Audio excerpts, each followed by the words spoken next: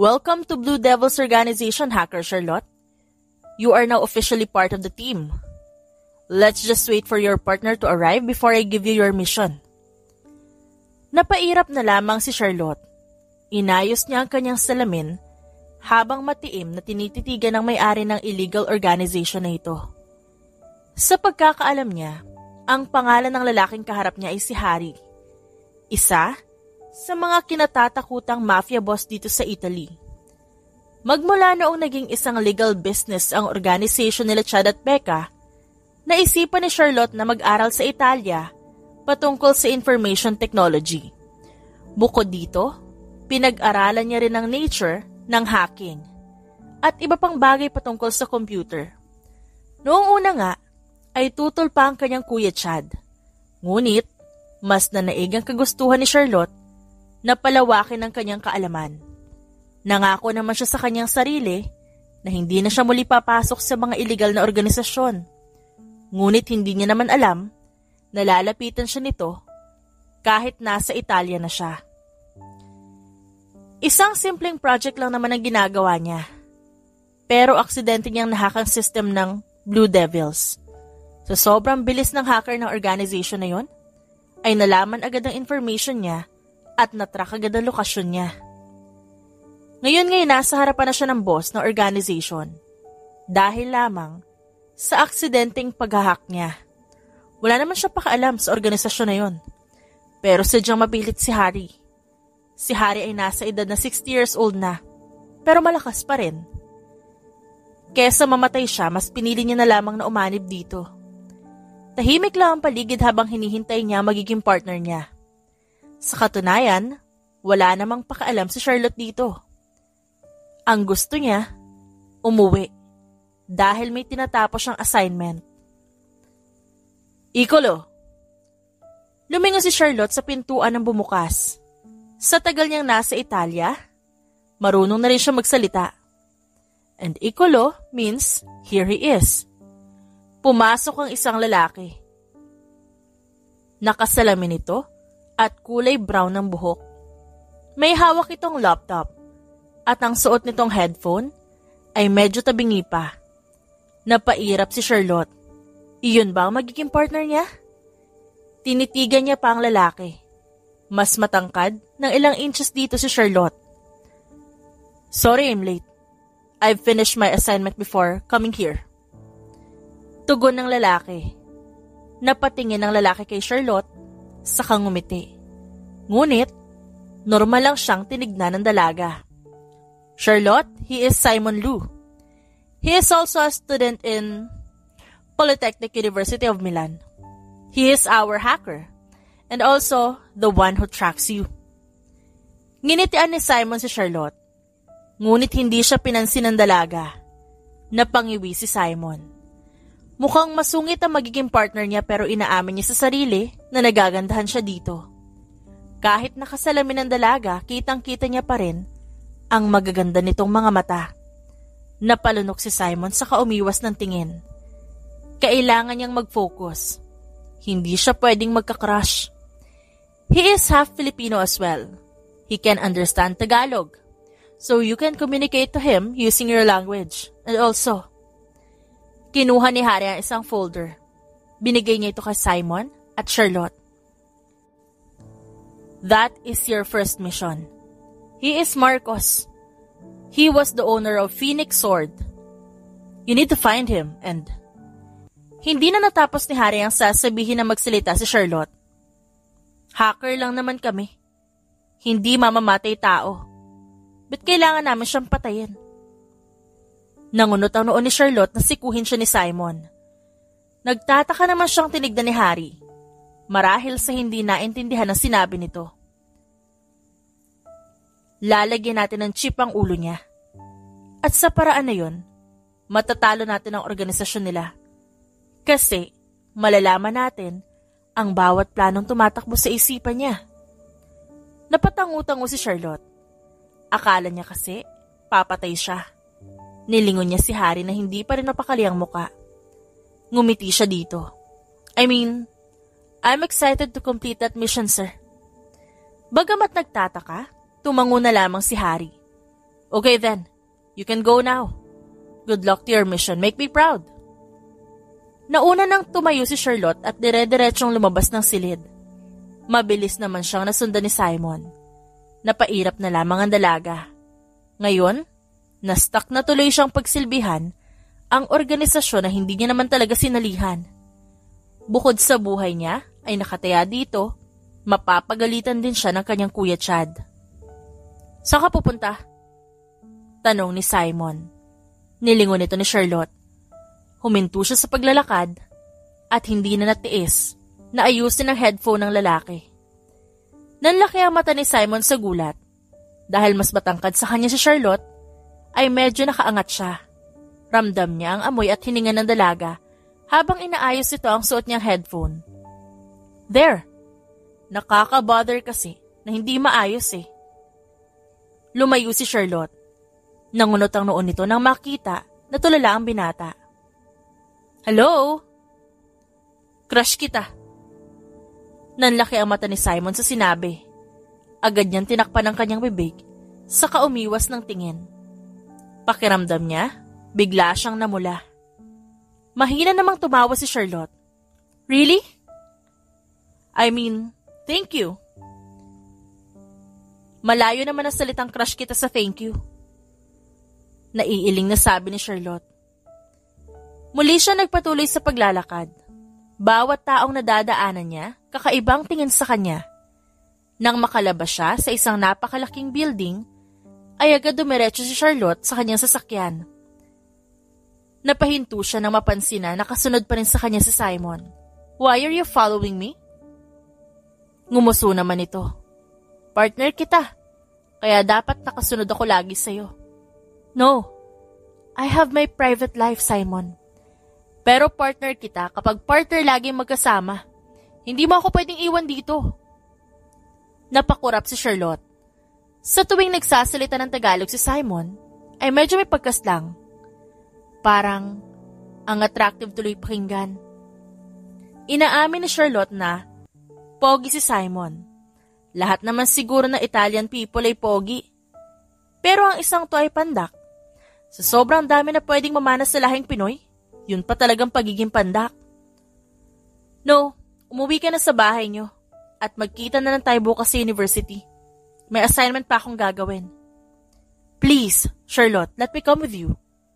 Tumakas nga lang ako sa mga ka-dormmates ko eh. I also plan a lot of things for us to do. Hinilot ni Charlotte ang kanyang sentido. Medyo nawawala na siya ng pasensya dito. I said no. Saka partner lang naman kita dito sa trabaho, di ba? Hindi kita partner na literal, okay? Lubayan mo nga ako. Pumasok si Charlotte sa kotse. Akmang papaanda rin na ni Charlotte ang sasakyan nang makita na nakalabi si Simon habang nakayuko. Tila paiyak na ang itsura nito. Gigil na hinampas si Charlotte ang manibela. Pwede niya namang iwan si Simon. Pero bakit parang naaawa siya rito? Napabuntong hininga na lamang siya at saka binaba ang bintana ng sasakyan. Get in! Masayang umangat ang tingin ni Simon. Talaga? Oo nga, pumasok na. Salamat ha. Akala ko pa naman. Makakasama ko na naman yung ka-dormmates ko. Ayoko sila makasama. They're always bullying me for being a Filipino. Mahabang sabi ni Simon nang makapasok siya sa loob. Nilagay ng binata ang laptop nito sa backseat, saka nag-seatbelt. Napairap na lamang si Charlotte. Just be quiet. Marami pa akong gagawin, okay? Medyo inis na saad ni Charlotte. Pwede naman kitang tulungan o kaya naman pagayahin na lang kita. Pero nasa dorm pala yung notebook ko. O kaya naman, pwede ko namang sabihin na yung sagot sa'yo. Pwede kong gawin yon. Tanda ko pa naman eh. Mula sa gilid ng kanyang mga mata, tinignan ni Charlotte si Simon. Doon niya napagtanto na medyo may pagka-jolly ang binata. Hindi niya namalayan na nakangiti na pala siya. Payag ka ba? Pakopyahin na lang kita o kaya turuan. Wag na. Ang gawin mo na lang, wag akong istorbohin. Ngumuso si Simon. Pakiramdam ni Simon ay may tumusok sa kanyang dibdib. Ganoon pala ang pakiramdam kapag nire-reject. Okay, fine. You can help me. Naiinis na saad ni Charlotte nang makita na naman na itsura ni Simon na paiyak na. Naiinis tuloy siya sa sarili niya dahil parang mahika na napapasuko siya sa itsura ni Simon. Talaga? Okay. Bumalik ang malaking ngiti sa labi ng binata. Tumahimik na lamang si Simon habang nasa biyahe. Nakatingin lamang siya kay Charlotte. Napakaganda talaga nito. Pakiramdam niya, lalabas na ang puso niya sa kanyang dibdib. Huwag mo akong tignan ng ganyan, nakakailang. Untag ni Charlotte sa kainikot ang manibela. Ang ganda mo kasi. Ha? Automatikong nag-init ang pisngi ni Charlotte. Napakurap naman sa gulat si Simon sa kaumiwas ng tingin. Wala. Tumingin siya sa bintana. Pumasok sila sa malaking parking lot ng condominium kung saan naninirahan si Charlotte. Akmang bababa na ang dalaga nang pigilan siya ni Simon. Inis niyang nilingon ng binata. Namumulang umiwas ng tingin si Simon. Wait lang. Pilit inaalis si Simon ang kanyang seatbelt, ngunit hindi niya ito maalis. Nahihiya na siya kay Charlotte na nakatingin sa kanya. Napahilot na lamang ng sentido ang babae. Saka lumapit kay Simon. Pigil ang hininga ng binata habang inaalis si Charlotte ang kanyang seatbelt. There! Tumingin si Charlotte sa binata. Tila naniga siya sa kanyang pwesto. Sobrang lapit nila sa isa't isa. At ngayon lang din napansin ni Charlotte na kulay luntian ang mata ng lalaki. Tumikim siya sa kaumayos na upo. Ano bang gagawin mo? Imbis na sumagot, bumaba si Simon. Umikot ito papunta sa pwesto niya at pinagbuksan siya ng pinto. A gentleman opens the door for his girl. Natulala na lamang si Charlotte at hindi niya inaasahan yon. Muli siyang tumikim upang maiwasan ang pamumula ng kanyang muka. Correction, a partner, but thank you. Bumaba na siya ng kotse.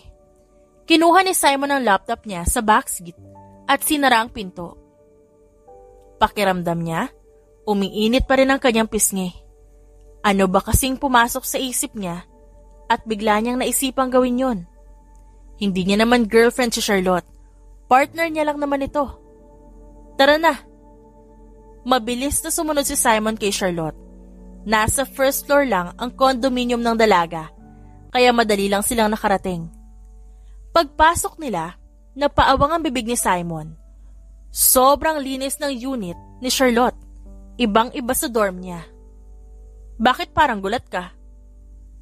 Nagtatakang tanong ni Charlotte.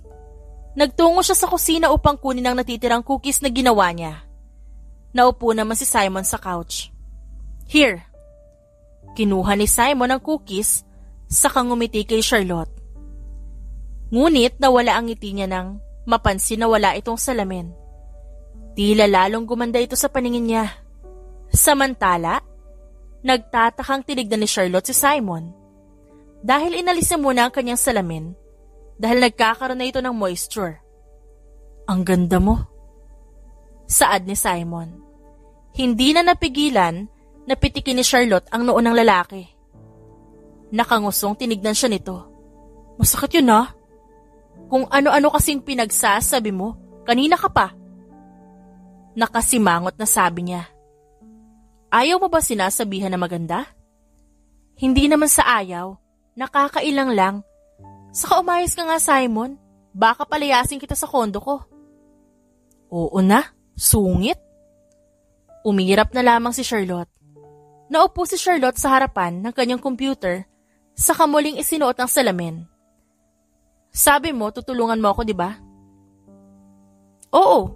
Gagawin mo na ba agad? Yeah. The deadline's at 5 p.m. Ako na dyan. Tumayo si Simon sa kanilapitan si Charlotte. Ayusin mo na lang yung kwarto mo. We will be having a movie marathon. Excited na saad ng binata. Really? Hindi makapaniwalang tanong ni Charlotte. Dapat pagplanuhan muna natin yung gagawin natin bukas. Kung paano natin malalagyan ng chip si Marcos. Easy na lang yan. Mayabang na sabi ni Simon. Nang tumayo si Charlotte, agad siyang napaupo sa pwesto nito. Siguraduhin mo lang na tama yung ginagawa mo Oo naman. Ngumisi si Simon, saka nagsimulang tumipa sa keyboard. Tinititigan siya ni Charlotte dahil seryoso ito sa ginagawa. Pagtingin niya sa screen ng computer, ay maraming code siyang nakikita. Yung iba, hindi niya pa maintindihan kung paano nakuha ni Simon. Nagtungo na lamang si Charlotte sa kanyang kwarto upang ayusin to. Samantala, napangisi naman si Simon nang matapos niya ang assignment ni Charlotte. Madali na lang ito sa kanya dahil nagawa niya na ito noon. Medyo accelerated kasi ang lesson na pinag-aralan ni Simon. Natigilan naman ang binata ng mag-flash sa screen ng pangalan na Chad. Tila nakaramdam siya ng inis. Mukhang may boyfriend na si Charlotte. Napanguso siya dahil doon. Dapat sa kanya lang ang crush niya. Tumingin si Simon sa pintong pinasukan ni Charlotte. Abala pa ang dalaga sa paglilinis. Sinagot niya ang tawag ni Chad. Bumungad sa kanya ang kunot noong itsura ng lalaki. Lottie! Nangunot ang noon ni Chad sa nakita. Who are you? Why are you with my sister? Nanlaki ang mga mata ni Simon. Nanlilisik ang mata ni Chad habang nakatingin sa binata. Samantala, dahil sa lakas ng boses ni Chad, mabilis namang lumabas si Charlotte sa kwarto at nagulat siya na makita ang mukha ng kanyang kuya sa screen. Simon! Dahil doon, napapitlag si Simon sa gulat. Sorry. Pumasok ka sa kwarto ko, Simon. Why? Ano nangyayari dyan, Lottie? Malakas na sabat ni Chad. Namumulang humarap si Charlotte sa kanyang kuya. Kuya? Don't kuya me. Who is he? Napalunok si Simon. Hindi niya alam na kapatid yun ni Charlotte. Pumasok na lamang sa kwarto si Simon at natampal niya ang kanyang noo. Paniguradong minus pogi points yun kay Charlotte. Samantala, napanguso na lamang si Charlotte sa harapan ng kanyang kuya. Wala siyang nagawa kundi sabihin dito ang totoo. At gaya ng inaasahan, nagalit nga ang kuya niya sa kanya. Fine. But do not let yourself in much trouble, Lottie. Kapag may nangyari, you can call me, okay? Lilipad ako agad dyan, papunta sa'yo. If ever something happens. It's fine, kuya. Kaya ko na to. Nakahinga lamang ng maluwag si Lottie nang pumayag ang kanyang kuya. Pagkatapos niya magpaalam dito, huminga siya ng malalim. Mabuti na lamang at pumayag ang kuya niya kasi kung nagkaroon talaga ng malalang away dahil sa kagagawa ni Simon, na pagsagot sa tawag ni Chad, masasakal niya ang partner niya. Nagtungo si Charlotte sa kanyang kwarto. Naabutan niya si Simon na tulala habang nakahiga sa kanyang kama. Simon!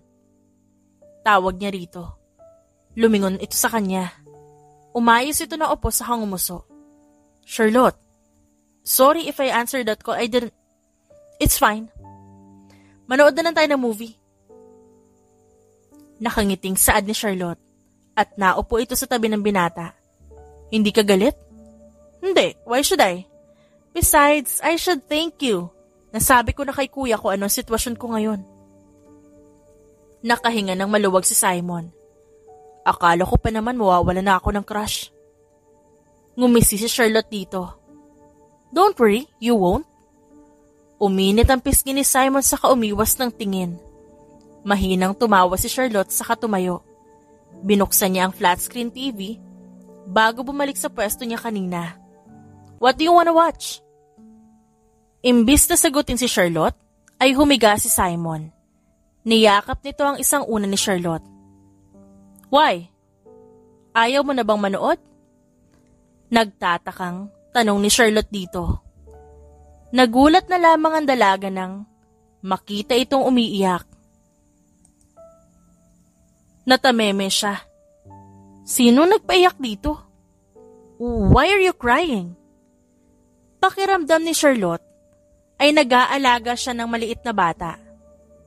Muling umupo si Simon sa kangumuso. I just missed my mom. Nasaan ba ang mom mo? Umiwas ng tingin ng binata sa kanya. She was killed. Pinatay siya ng Phoenix Sword Organization. Iyong pinamumunuan ni Marcos? Yes. Pinatay ang nanay ko kasi gusto niya nang bumuwag sa grupong yun. Pero hindi sila pumayag. Ilang araw pagkatapos na namatay si Papa kasi hindi niya kinaya ang lungkot. Tanging ako na lamang mag-isa sa buhay. Sa kabutihang palad, inampun ako ni Harry. Utang na loob ko kay Harry ang buhay ko ngayon. Mabuti na nga lahat nagkaroon ako ng pagkakataon na patayin si Marcos eh. Gustong gusto ko talaga siyang mapabagsak. Hindi naman makapaniwala si Charlotte sa nakikita. Parang naglaho biglang Simon na iyakin at makulit kanina at naging seryoso ang itsura nito. I'm sorry. Tinanong ko pa. Tumingin sa kanya si Simon at ngumuso ulit. Ayos lang. Saka, konti na lang mapapatay ko na si Marcos. Doon sa chip na ilalagay natin sa kanya, may lason doon na unti-unting papatay sa lalaking yun. Tinitigan ni Charlotte si Simon. Punong-puno ng galit ang inosente nitong muka. Napabuntong hininga siya. As long as it is for the better, Simon. Si kuya na lang natitirang pamilya ko. Saad ni Charlotte. Bumaling ang tingin ni Simon sa dalaga. Punong-puno din ang hinanakit ang mata nito. Namatay kasi ng maagang nanay at tatay ko. Daddy was once a leader of a syndicate group. He died early due to an illness and he passed the business to Kuya Chad. While Mom, she also died nung pinanganak niya ako. Hindi ko na siya nakilala pa. Kahit kakikilala pa lamang ni Charlotte dito, komportable siya na sabihin dito ang patungkol sa pagiging sangkot niya noon sa sindikato. Tinignan ni Charlotte si Simon. Pero matagal na yun. Isang legal business na negosyo ni Kuya, pati nung girlfriend niya. Kaso, mukhang nasangkot na naman ako ulit eh. Sa isang mafia group pa. Mahinang tumawa ang dalaga. Nakaramdam ng konsensya si Simon. Nung nakita niya kasing may nakahack sa system nila, agad niya itong tinrack. Ganoon siya ka-loyal sa organisasyon, sa puntong pangangalagaan niya talaga ito. I'm sorry. Malungkot na sabi ni Simon. Mahinang tumawa si Charlotte. Ayos lang. I should be the one saying that. Napabuntong hininga si Simon. Tinignan nito ang maganda mukha ng dalaga at nagtaka naman si Charlotte nang umisi ito. Lottie pala ha? Come on, it's my brother's nickname for me. Gaya-gaya ka naman. Gusto ko rin magkaroon ng unique nickname sa'yo. Wag na, ayos na ang Charlotte. How about Charlie? Nalukot ang mukha ni Charlotte doon. No, definitely not. Lot-lot? The fuck? No! Carlota? Just stop it! Napahilot ng sentido si Charlotte. Nagsisimula na namang uminit ang ulo niya sa binata. Fine. How about Amor? Natigilan si Charlotte. Sinamaan niya ng tingin si Simon, ngunit malawak lang ang pagkakangiti nito. Starting today, tatawagin kitang Amor. Bahala ka nga sa buhay mo. Kukuha na lang ako ng pagkain.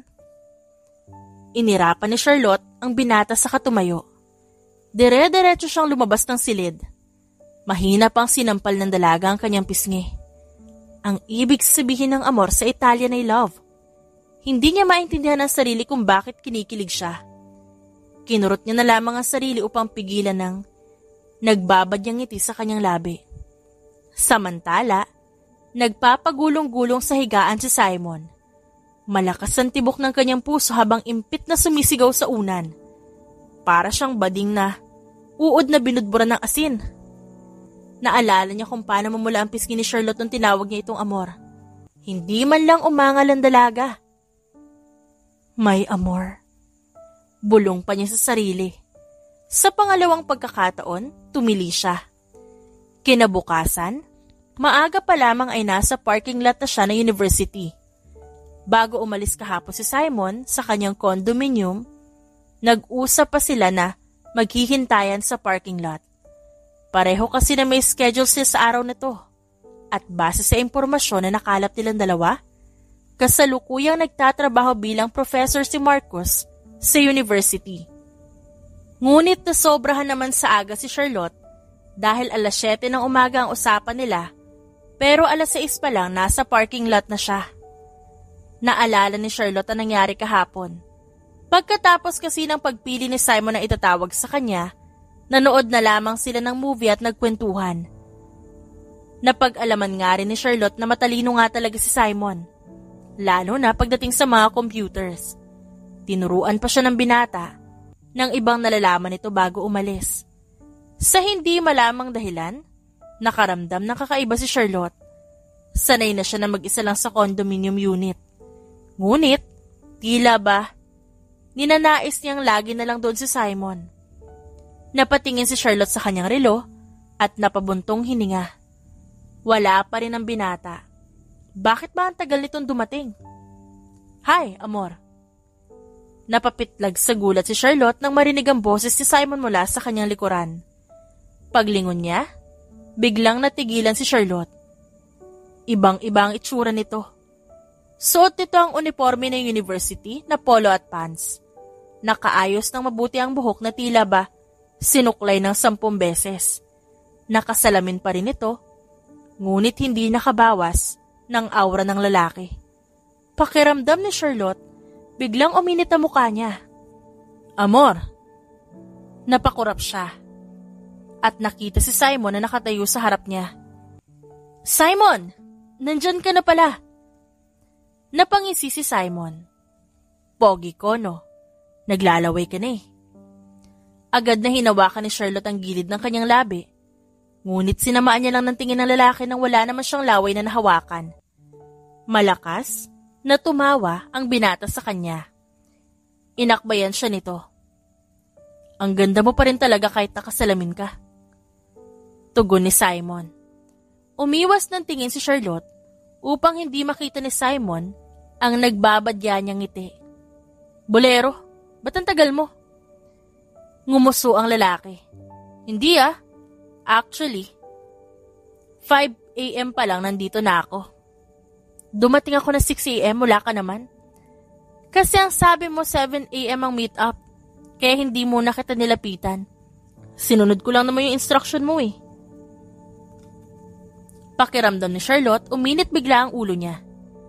Malakas niyang binatukan ng lalaki sa ulo na ikinanguso nito. Bakit ba? Nagtataka nga ako kung bakit 6 a.m. nandito ka na eh. Akala ko may kamit kang ibang lalaki. Nagselos tuloy ako.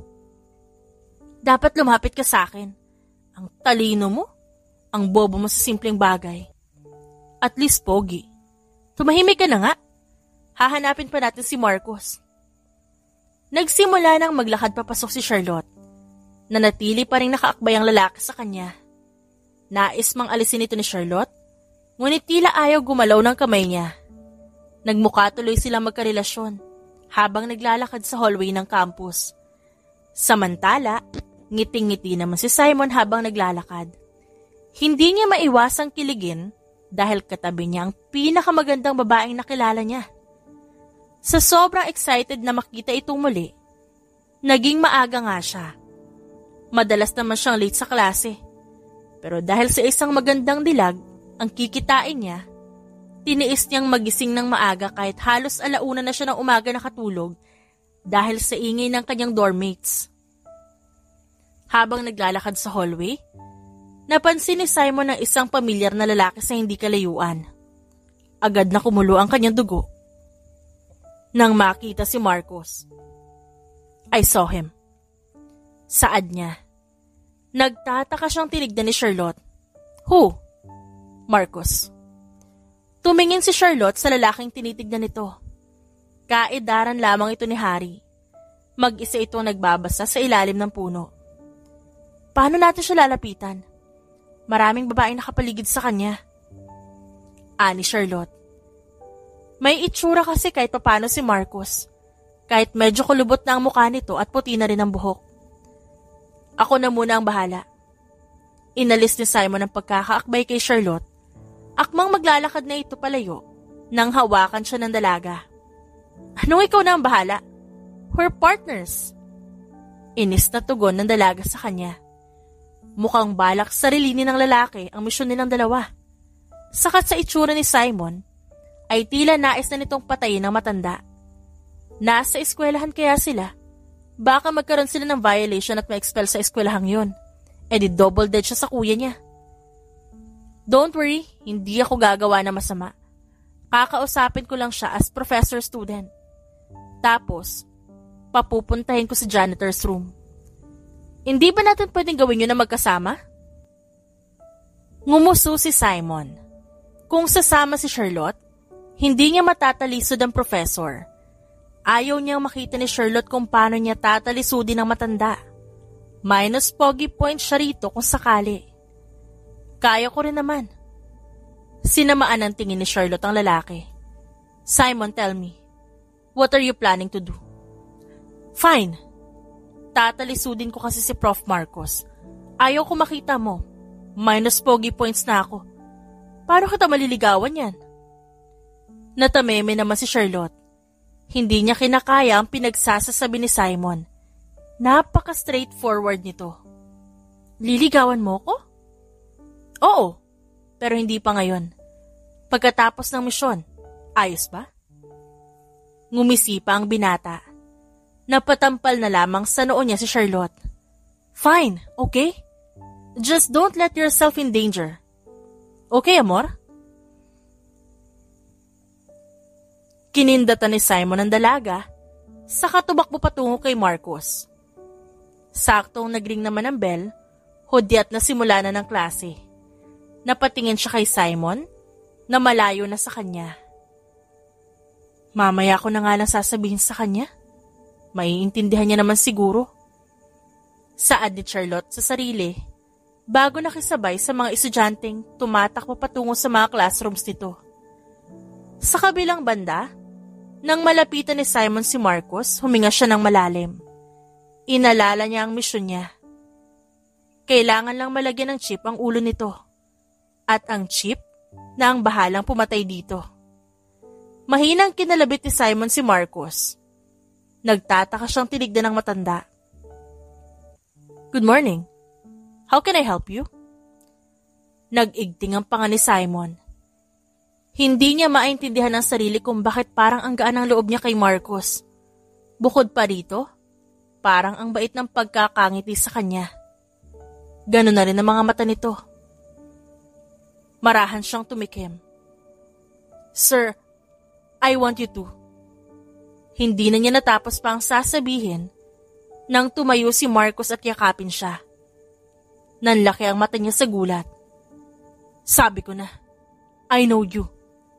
Ikaw ang anak ni Mr. and Mrs. Lu, right? Kumuyom ang kamao ni Simon. Malakas niyang tinulak ang matanda. Saka sinamaan ito ng tingin. Mabuti na lamang at walang ibang tao sa paligid. Dahil nagring na rin ang bell. Napansin na rin ni Simon na umalis si Charlotte. Mabuti na yon. Dahil hindi nakita ni Charlotte kung paano niya tinulak ang matanda. You grew so well. Alam mo ba matagal na kitang hinahanap? I'm sorry sa nangyari sa magulang mo. Pangako ko sa'yo maghihiganti tayo. Ngumiti si Marcos at nangunot ang noo ni Simon. What are you talking about? Maghihiganti tayo? Sa pumatay sa nanay ko? Does it mean paghihigantihan mo ang sarili mo? Kumunot ang noo ni Marcos. Ano ba sinasabi mo? Hindi mo ba ako nakikilala? Natigilan si Marcos. Kung sa bagay, the last time I visited you, you were just 3 years old. Noong nabalitaan ko na matay ang mga magulang mo, napag-alaman ko na wala ka na sa bahay. Hinanap kita. I even applied as an undercover professor. But you are nowhere to find and yet, you're just a student here? Mabuti na lang. At napa-enhance ko ang litrato mo ng bata ka sa mga tauhan ko. Alam mo yung tipong papatandain ka using tools in internet? Kamukhang kamukha mo ang result and by your reaction, ikaw nga ang hinahanap ko. Hindi kita maintindihan. Stop lying to me. You killed my parents. What? Why should I kill my own best friend? Since high school, Simon. Napaatras naman ang binata. Tinignan niya ang matanda sa mata. Punong-puno ng pagtataka at sinseridad. Pero, come with me. I'll explain to you everything. Nag-aalangan pa kung susunod si Simon. Pero nang tumalikod si Marcos, namalayan niya na lamang na naglalakad siya kasunod nito. Napakuyom ang kanyang kamao. Nalilito na siya. Maraming katanungan ang lumitaw sa kanyang isipan. At alam niyang tanging si Marcos lang ang makakasagot ng mga ito. Samantala, katatapos lamang ng klase ni Charlotte, napatingin siya sa bintana at nakita roon ng binata. Nginitian niya ito saka naglakad patungo rito. Kumusta? Tanong niya. Nagkibit balikat si Simon. Failed. Tinakasan ako eh. See? You should have waited for me. Pinitik ni Charlotte ang noo ni Simon. Ngumuso ito. Kumapit ang lalaki sa kanyang braso. Amor, obvious ba na gusto kita? Kumunot ang noo ni Charlotte sa tanong nito. Nagsimula silang maglakad sa hallway. Pakiramdam ni Charlotte ay siya ang lalaki sa kanilang dalawa. Bakit mo natanong? Kasi gusto kita. Natigilan si Charlotte sa sinabi nito. Naramdaman niya ang pamumula ng kanyang pisngi. Okay? And? Amor, huwag ka na mag-alala sa misyon natin. Tapos na siya. Nagtatakang tinignan ni Charlotte si Simon. Tila may kakaiba sa lalaki. Akala ko ba, joke lang yun. Nalagyan ko na ng chip ang ulo ni Marcos. Actually, binaril ko lang sa ulo niya eh. Ang dali lang. Good for you. Pero sana naman sinama mo ko. Sorry na. Pero may gusto sana akong i-request sa'yo. Ano yun? Can I court you for 1 month? 1 month lang? Hoy, mahirap akong ligawan, no? Please? Tapos kapag hindi mo pa rin ako gusto in 1 month, tumigil si Simon. Hinawakan niya ang kamay ni Charlotte. Just remember that I will miss you. Ha? Hindi kita maintindihan. Basta, tara na. Muling kumapit sa braso ni Charlotte si Simon. Nangunot ang noo ng dalaga. Pakiramdam niya talaga, may mali sa mga galaw ng binata. Gayon pa man, binaliwala niya lang ito.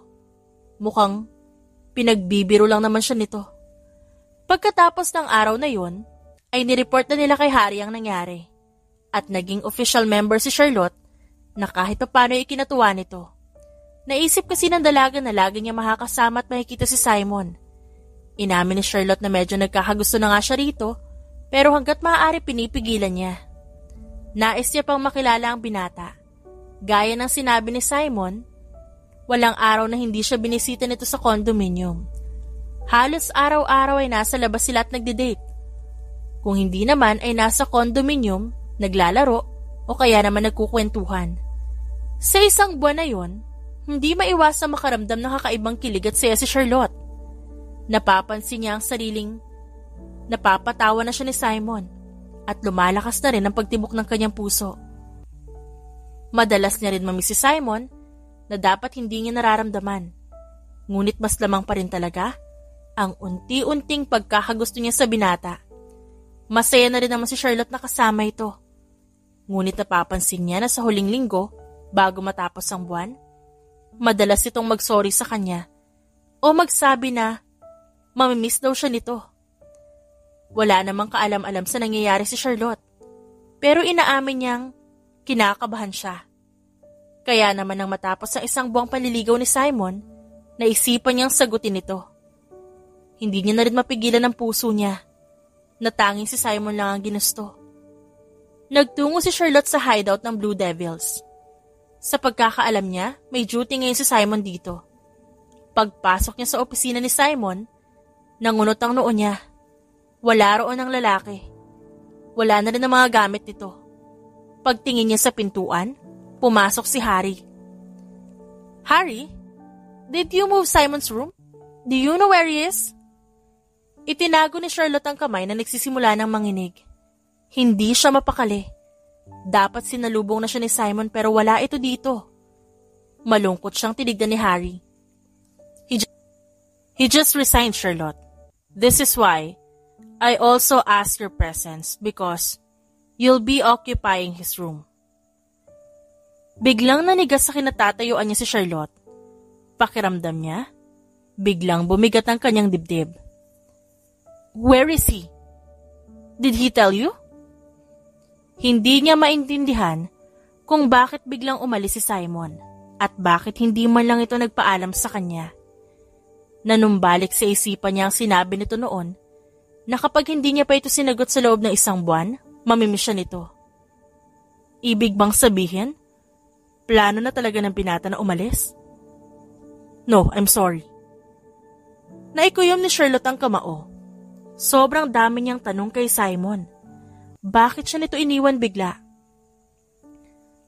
I think I need to go to the bathroom, Harry. Excuse me.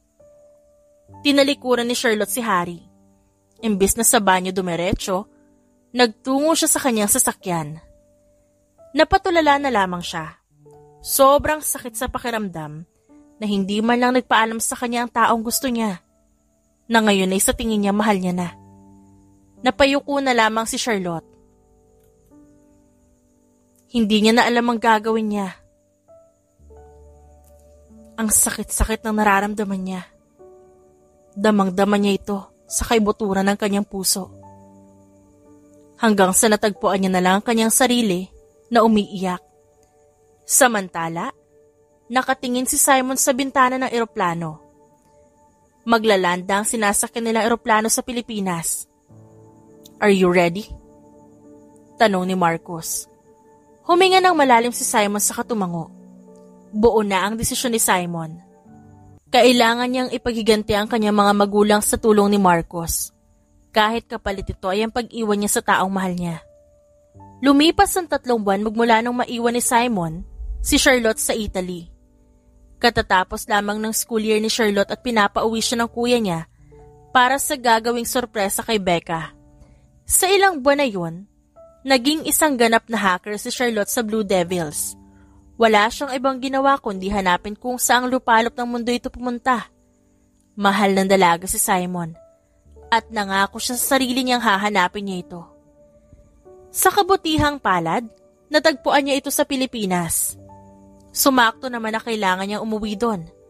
Walang nakakaalam bukod sa kanya ang plano niyang hanapin si Simon. Hindi alam ni Charlotte kung bakit sobrang tagal niya sa Blue Devils. Ngunit hindi niya pa rin ang mga ito magawang pagkatiwalaan ng buo. Nang magland ng eroplano, nauna na siyang lumabas dito. Nakasunod sa kanya si Harry, pati na rin ang ibang mga tauhan nito. Sumama kasi sila dahil bukod pa sa Italia, meron din silang hideout sa Pilipinas. See you in our hideout, Charlotte. Saad ni Harry na tinanguan lamang ni Charlotte. Sakto namang huminto sa kanyang harapan ang sasakyan ni Chad. I missed you, Lottie. Masayang sabi ni Chad at niyakap ang kapatid. Ngumiti si Charlotte at yumakap din ang mahigpit sa kanyang kuya. I missed you too, kuya. Pumasok siya sa loob ng kotse. How's life? Ayos lang. Still on the process on finding him. Bukod sa kanya, tanging si Chad lang ang nakakaalam ng ibang rason kung ba't siya umuwi ng Pilipinas. Lottie, kung ayaw magpahanap, huwag nang hanapin. You're just wasting your time. Kuya, na in love ka rin, di ba? Isipin mo na lang kung iwan ka ni Ate Becca. Hahanapin mo ba siya? Syempre. See? Ganun din ako. I love him. That is why I'm looking for him. Napairap na lamang si Chad. Hindi naman siya mananalo sa kapatid niya. Imbes na sa hotel ay nanatili na lamang si Charlotte sa dati nilang bahay. Susunduin na lang daw siya ng kuya niya mamayang gabi para sa gaganaping surprise kay Becca. Siya lang mag-isa sa bahay dahil umuwi si Chad sa bahay nito na kasama si Becca. Naisipan ni Charlotte na maglakad-lakad.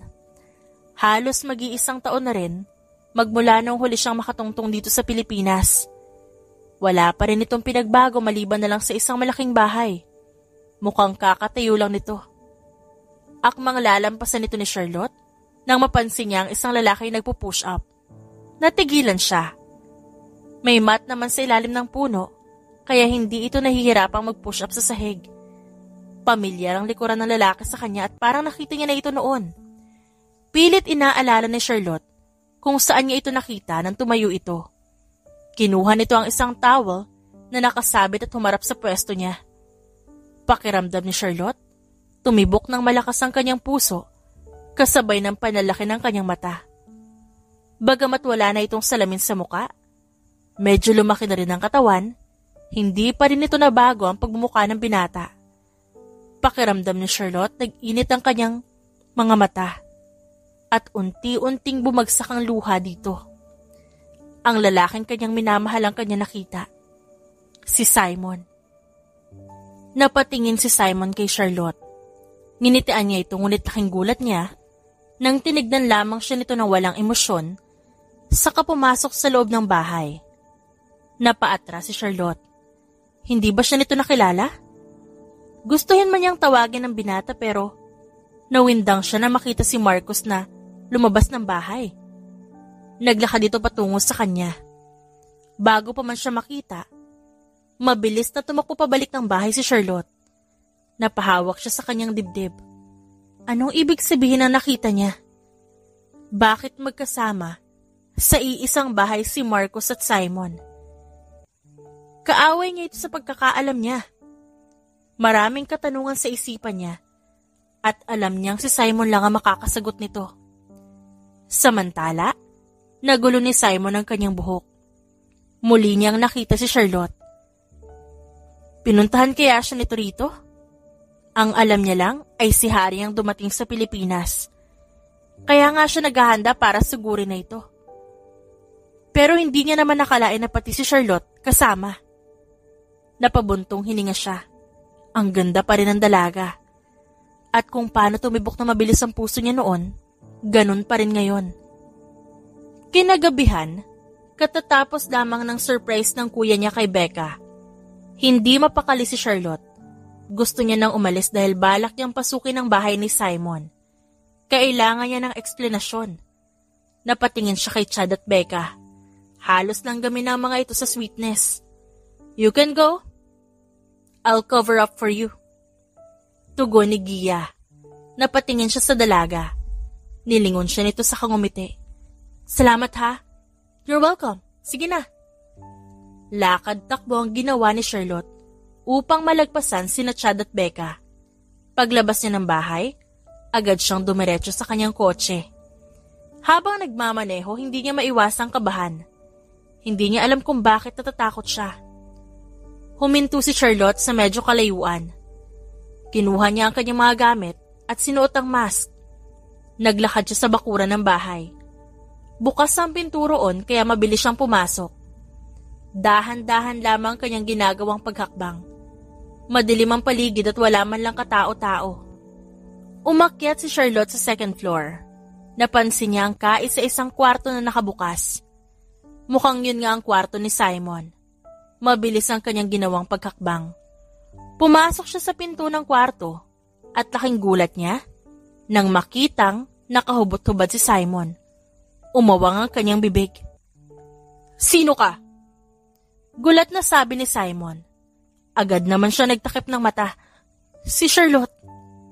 Natigilan si Simon. Hindi niya inaasahan na pupuntahan siya nito.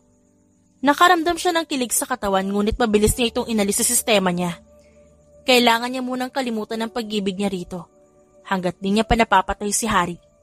Para sa kanya, delikado ang dalaga. Hindi na naman kasi lingid sa kaalaman ni Simon na kaya pumunta sa Pilipinas si Harry ay upang patayin siya. Marahil, alam na nito na si Harry talaga ang tunay na kalaban. Pwede ka na humarap. Saad naman ni Simon pagkatapos niyang balutin ang sarili ng kumot. Unti-unting humarap ang dalaga. Tila natulala pa si Simon dahil parang nag-slow motion ang paligid. Tumikim siya, saka tinignan si Charlotte. Nang walang kahit anong emosyon ang mukha nito. Simon. Napakagatlabi si Charlotte.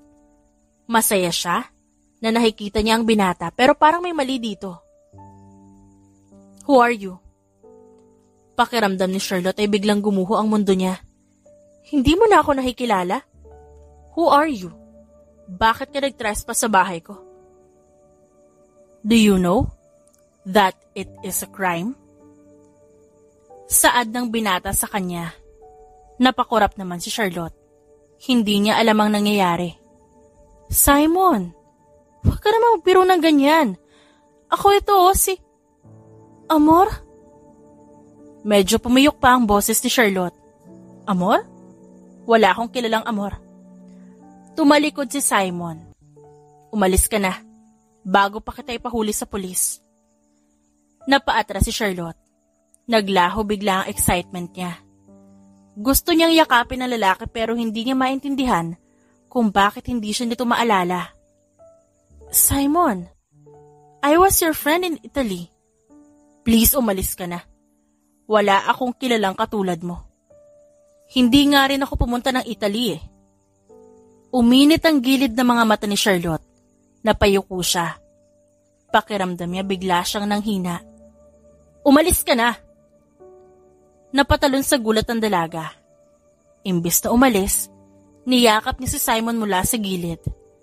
Nanigas si Simon sa kanyang kinatatayuan, kasabay ng pagtulo ng kanyang luha.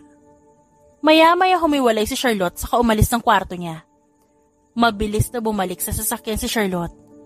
Pagpasok niya, pakiramdam niya hindi siya makahinga. Sobrang sakit ng nararamdaman niya ngayon. Iyong tipong milyong kutsilyo ang bumuon sa kanyang puso. Muling tinignan ni Charlotte ang bahay ni Simon.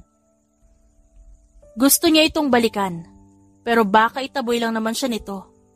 Nagtataka siya kung bakit hindi siya nito kilala. Wala na ba talaga ang Simon na nakilala niya sa Italy? Mas gugustuhin niya pang isip bata si Simon kaysa tinataboy siya. Sa kabilang banda, hindi naman napigilan ni Simon na umiyak. Sobrang sakit ng ginawa niyang pagtaboy sa dalaga. Gusto niya itong habulin. Gusto niyang ipaliwanag dito ang lahat pero natatakot siya na baka madamay ito. Napatingin si Simon na pumasok si Marcos. Agad niyang pinunasan ang luha ngunit napansin pa ito. I saw her. Siya ba yung iniwan mo sa Italia? Noong araw na nagkita sila sa university, yun din ang araw na nalaman niya ang totoo. Si Marcos ay totoo ngang kaibigan ng kanyang mga magulang. Ninong niya ito. At dapat dito siya mananatili at hindi sa kamay ni Harry. Dapat nung araw na yon, babalik na siya sa Pilipinas upang magsanay. Napagkasunduan kasi nila na papatayin nila si Harry bilang paghihigante. Ngunit hindi pumayag si Simon. Ayaw niyang iwan agad si Charlotte. Yung isang buwan na yon, akala niya sasagutin siya ni Charlotte. Bala kasi ni Simon na kapag sinagot siya ni Charlotte, sa isang buwan na yon, hindi na siya aalis. Ngunit hindi naman yung ginawa ng dalaga. Kaya wala siyang nagawa kundi sumama sa ninong niya. You see? I hate seeing you crying. You're such a soft baby. Saad ni Marcos. Hindi ko na napigilan. Sobrang sakit na pinagtatabuyan ko ang babaeng mahal ko. Nagpanggap pa ako na hindi ko siya maalala. Ba't mo nga ba ginawa yun, Simon? Namimiss mo na siya, di ba? Bakit hindi mo siya niyakap? Hinayaan ko nga lang siya makapasok sa bahay ko. Kahit na nakita ko na siya sa baba pa lang eh. Ayoko siyang madamay, Ninong. Madamay saan? Dito. Sa gulong to. Mahinang natawa si Marcos. Anak, damay na siya, matagal na. Nakakalimutan mo atang miyembro siya ng Blue Devils. Ninong, alam ko na may posibilidad na utusan ni Harry ang babaeng yun na kalabanin ka. May pagkakataon ka nang sabihin ang totoo sa dalaga, hindi mo pa sinabi. Natakot ako. Natakot ka. Kaya ayos lang sa'yo na masaktan kayong dalawa. Hay nako Simon, kung mahal mo siya, pagkakatiwalaan mo siya. May 1 linggo na lang tayo bago sumugod kay Harry. Nakahanda na rin ang mga tauhan ko. Sa 1 linggo na yun sabihin mo sa kanya ang totoo. Alam ko maiintindihan ka niya. May posibilidad na umanib pa siya sa atin. Napabuntong hininga si Simon. Hindi niya alam kung tatanggapin pa ba siya ni Charlotte pagkatapos niya magsinungaling. Sigurado ka po ba, Ninong? Should I tell her? Hindi ako makakasagot niyan, ikaw mismo.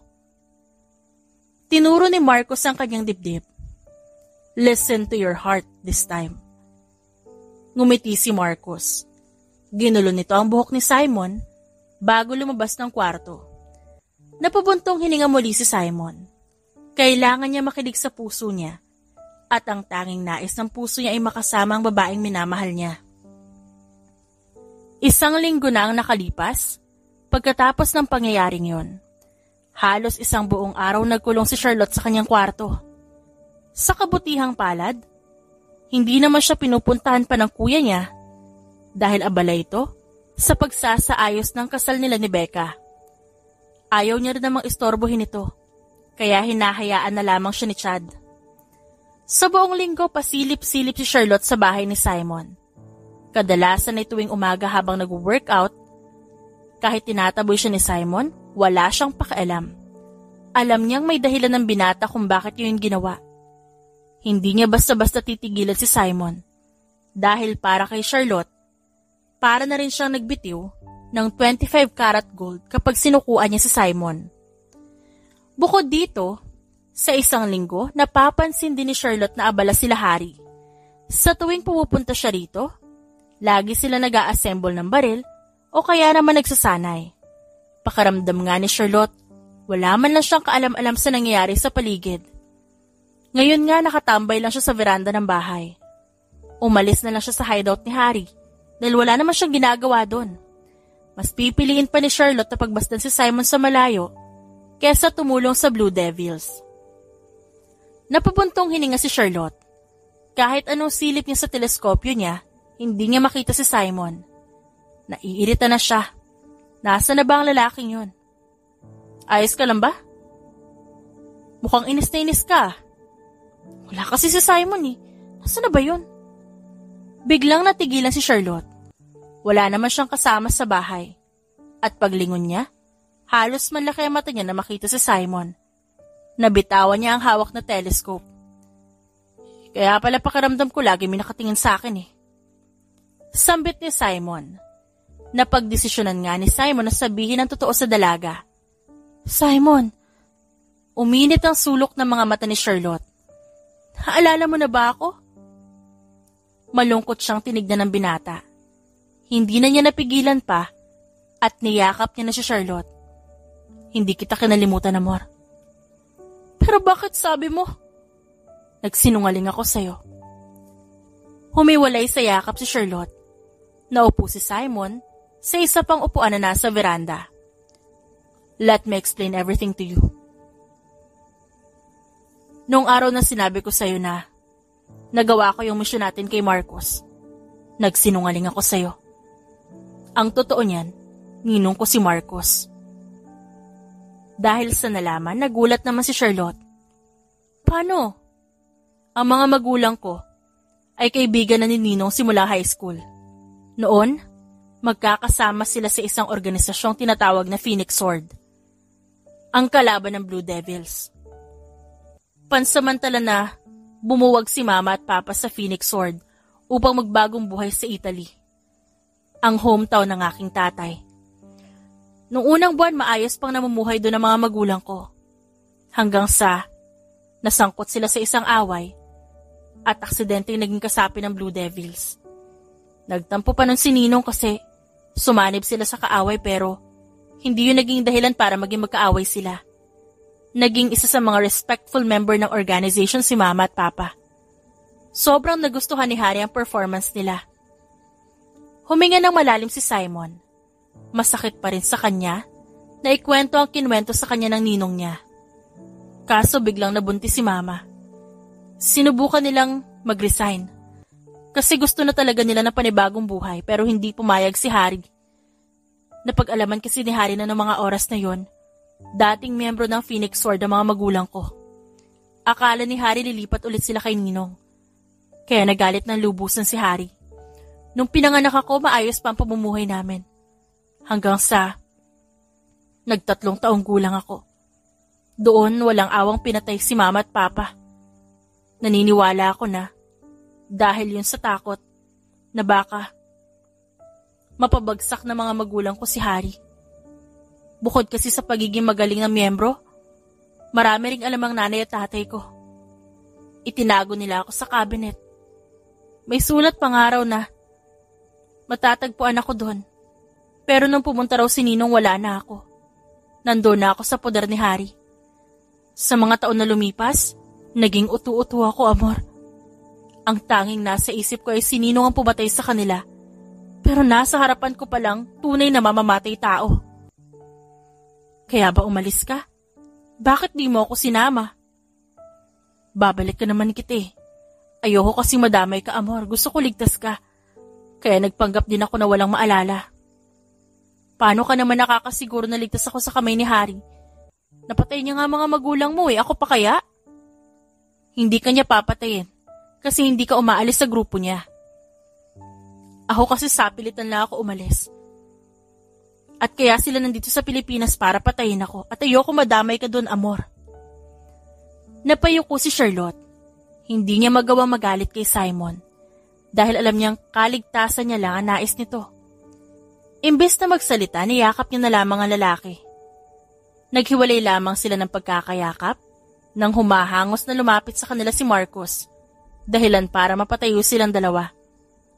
Simon, sinusugod na nila tayo. Tinignan ni Simon si Charlotte. Dito ka lang. Ano? Hindi. Paano ang mga nakatira dito? Nag-evacuate na sila bago pa sumugod ang mga hayop na yon.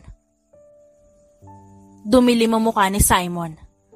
Akmang magsasalita sana ito na magring ang kanyang telepono. Agad niyang sinagot ang tawag nang makitang si Harry ito at ni loudspeaker. Charlotte, get your guns. We have some war to finish. Ani Harry at pinatay ang tawag. Namumutla na tinignan ni Charlotte si Simon. Papatayin mo ba ako? Of course not. Then you should stay here. Hindi pa nakakasagot si Charlotte nang tumakbo paalis si Marcus at Simon. Mula sa veranda, kitang-kita niya na nagbabarilan ng mga tao sa bahay mismo ni Simon. Napalunok siya. Hindi niya kayang manatili lamang sa bahay at walang ginagawa. Napatingin si Charlotte sa kanyang telepono. Walang pag-aalinlangan na tinawagan niya ang tanging tao na alam niyang makakatulong sa kanya. Hello, Lottie. Bakit may mga putukan dyan? Ano nangyayari? Malakas na sigaw ni Chad nang marinig ang barilan. Kuya, may kontak ka pa ba sa mga tauhan natin dati? They are my employee in our company, Lottie. Bakit? Saka ano ba nangyayari dyan? I need your help, kuya. Sinasabi ko na nga ba, mapapahama ka sa pagsali-sali mo sa organisasyon na yan. Please, kuya, help me. Ang kalaban na yung organisasyon na sinalihan ko mismo. Please, kuya, tulungan mo naman ako. Napamura pa ang kanyang kapatid. Kuya? Kuya! Nanginginig ang kamay ni Charlotte. Napatay bigla ang tawag. Napasabunot na lamang siya ng kanyang buhok. Pagtingin niyang muli sa kinaroroonan ni Simon gamit ang telescope, nakita niyang nakikipagbarilan pa rin ito. Nagtungo si Charlotte sa kwarto ng kuya niya noon. Mabilis niyang hinalungkat ang cabinet nito hanggang sa makita niya ang baril ng kanyang kapatid. Kinuha niya ito at nilagyan ng bala. Hindi masyadong bihasa sa paggamit ng baril si Charlotte. Dahil kahit noong nasa isang syndicate group pa sila, tanging computer lang ang hawak niya. Sorry, kuya. Mahinang sambit ni Charlotte at mabilis na lumabas ng bahay. Samantala, Napatiimbagang na lang si Simon habang isa-isang binabaril ang mga taong minsan niyang nakasalamuhan noon. Hindi niya rin masisisi ang sarili dahil kung mas paiiralin niya ang awas sa mga ito, siya ang mapapatay. Simon, paubos na ang tauhan natin. Saad ni Marcus. Napalingon siya kay Marcus, ngunit isang bala ang biglang bumuon sa kanyang braso. Agad niyang binaril sa ulo ang may gawa nun. Run, you fool! Natatawang sabi ni Harry. Bawat humaharang sa daan ni Simon ay walang awa niyang binabaril. Gigil na gigil siyang paputukin ang gatilyo ng baril sa noo ni Harry. At nang magkaharap silang dalawa, pinanlisikan niya ito ng mata. Mamatay ka na. Malakas niyang sigaw habang nakatutok ang baril dito. Sinubukan niyang barilin si Harry ngunit may humarang na 3 tauhan. Kaya sa kanila tumama ang bala. This is why you suddenly left my organization? Is it because you chose to be with our enemy? You chose to be with your parents' killer? Humigpit ang hawak ni Simon sa baril. I know the truth. Do not fool me. Not again. Really? Then you should realize that you were once a slave in my organization. Muling binaril ni Simon si Harry ngunit nakaiwas ito. Mula sa gilid ng kanyang mata, unti-unti nang nawawala ang mga tauhan niya. They should have been loyal to me, Simon. If they just followed what I said, there is a possibility that they are still alive. My parents just want to live a normal life. Why did you take that away? Well, I have my own rules, and the only way to get out of that organization is death. And since you left, you will also die. Mauna ka. Sinamaan ng tingin ni Simon si Harry. Akmang babarilin niya ang binata ngunit wala nang bala ang baril nito. Tumibok ng malakas ang puso ni Simon. Kahit marunong siya makipaglaban gamit ang kamay at paa, talo pa rin siya sa baril na gamit ni Harry. Pagtingin niya kay Marcus, napapaligiran na nito ng mga tauhan ni Harry. Halos lahat ng nakahiga ay puro bangkay ng kakampi nila. Mamamatay ka na. Simon! Nanlaki ang mata ni Simon nang makita si Charlotte.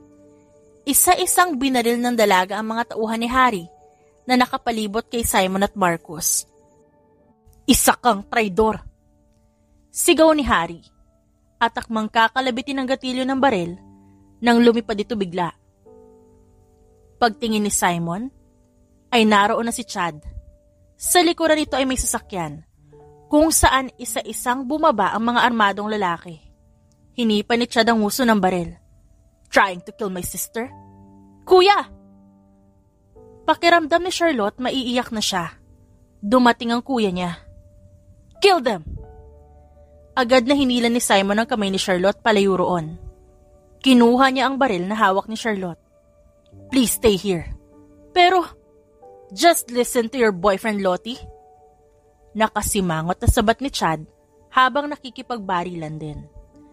Mabilis na naglakad palapit si Simon. Natagpuan niyang tumatakbo papalayo si Harry. Habulin mo! Sigaw ni Marcus. Agad na hinabol ni Simon ang matanda. Binaril niya ang mga tauhan nitong nakasunod sa kanya. Akmang sasakay na nasasakyan si Harry nang mahawakan niya si Simon. Simon, please, don't kill me. I'm the one who took care of you when you were a kid. Pagmamakaawa ni Harry. Sinamaan niya lang ito ng tingin. It is now or never. Gamit ang natitirang lakas, sinuntok niya sa mukha ang matanda.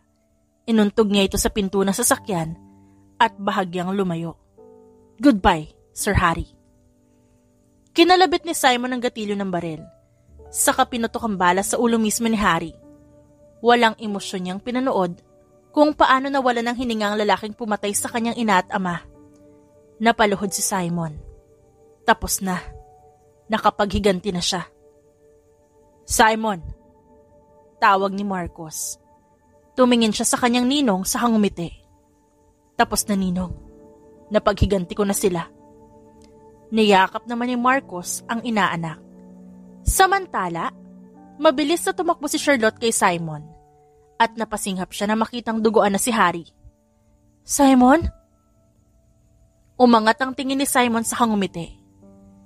Hinawakan niya ang kamay ng dalaga. Tapos na, amor. We can finally be together. Simon!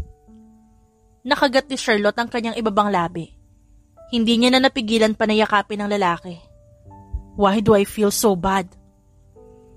Pakiramdam ni Charlotte, bumalik ang dating si Simon na nakilala niya nung unang araw. Niyakap niya ito ng mahigpit. At bigla itong nawalan ng malay. Unti-unti rin nagmulat ang mata nito kalaunan. Just sleep, Simon. Everything will be fine. Masaya na ba sila, Mama at Papa? Masaya na ba sila? Shh! Bakit parang ang bigat? You should sleep. Baby, you should sleep. He was once my parent. He betrayed me.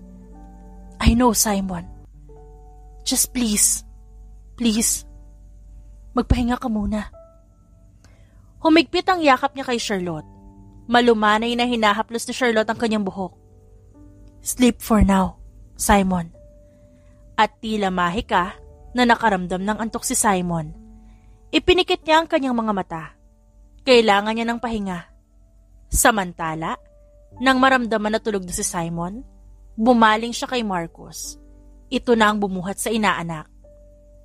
Paano itong mga bangkay? Tanong ni Charlotte. Yung mga pamilya nila. Don't worry. They promised that they will give their life just to win this fight. And I honor them, Charlotte. Yung mga natitirang tauhan ko, ako na lang bahala sa kanila.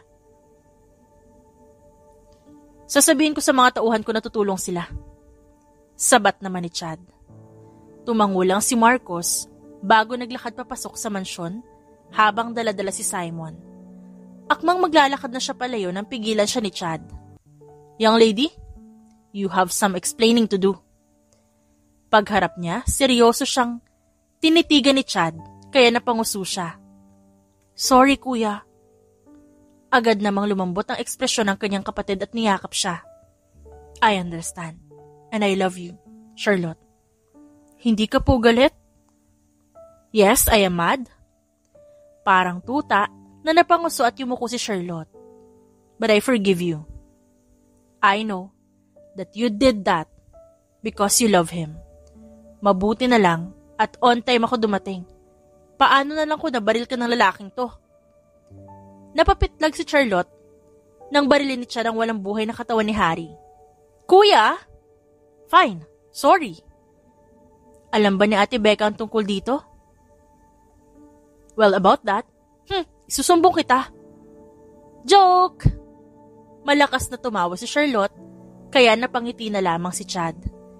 Pagkatapos ng insidenteng yon, panandali ang ipinasok si Simon sa rehabilitation center. Ayos lang naman ito kay Charlotte hanggang sa maging mabuti lang naman si Simon. Yun ang importante. Halos araw-araw niyang binibisita ang lalaki at natutuwa naman siya kapag nakikita niyang unti-unti itong nagiging maayos. Naipasok kasi siya roon dahil sa trauma na naging sanhi ng labanan. Pero sa bawat paglipas ng araw, sa tulong ng mga profesional at presensya ni Charlotte, tuluyan nang naging magaling si Simon. Paglabas nga ng center ay naging opisyal na silang magkarelasyon. May mga panahon na napag-uusapan nila ang patungkol sa nangyari. Habang tumatagal, nakakalimutan na nila yon. Ngayon nga ang araw ng kasal ng kanyang kuya Chad at ng kanyang ate Becca. Masaya na siya dahil masaya ang kuya niya sa piling ni Becca. Akala niya noon, magiging single na siya habang buhay. Pero nagkamali siya nang dumating si Simon sa buhay niya. Kasalukuyan na silang nasa reception. Kanina niya pa iniirapan si Gia. Hindi kasi siya nito inimbitahan sa kasal nito. Sorry na, okay? Nasa ibang bansa ka kasi. Kahit na, you should have called me. Ngumuso si Gia. Naiinis din siya sa kuya niya kasi hindi man lang siya nito sinabihan. Don't worry. Sa susunod na kasal namin ni Astro, ikaw na ang maid of honor ko. Nagliwanag ang mukha ni Charlotte. Talaga? Oo. Promise yan ah. Oo nga. Tumitiling niyakap niya si Gia. Kahit papaano, Naging kaibigan niya na rin ang asistanto ni Becca. Napatingin si Charlotte sa MC nang magsalita ito. Oras na pala para itapon ang bulaklak. Napatingin siya sa paligid. Kanina niya pa hindi mahagilap si Simon. Punta na ron. Isa ka sa mga bridesmaid, di ba? Naglakad si Charlotte patungo kay Becca. Nakatalikod na ito at handa nang itapon ang bulaklak. Napatingin siya sa paligid. Wala naman siya pakialam sa bulaklak, ang gusto niya lang makita si Simon. And our next bride is? Napatingin si Charlotte kay Becca. Wala naman siyang balak saluhin ng bulaklak. Nangunot ang kanyang noo, nang imbis na itapon ni Becca ang bulaklak, ay humarap ito sa kanya at ibinigay ang bulaklak. Pagtingin niya kay Chad, nakaawang na ang bibig nito. Wait, what? Chad. Pagsaway naman ni Becca. Miss Charlotte Flint. Pagpapatuloy ng MC at nakangisi pa ito. Pagtingin niya sa kanyang harapan, nanlaki ang kanyang mata at kasabay nito ay ang pagtitilian ng mga kababaihan sa loob. Nakaluhod na sa kanyang harapan si Simon habang hawak ang isang singsing. Simon! Hindi makapaniwala niyang sambit.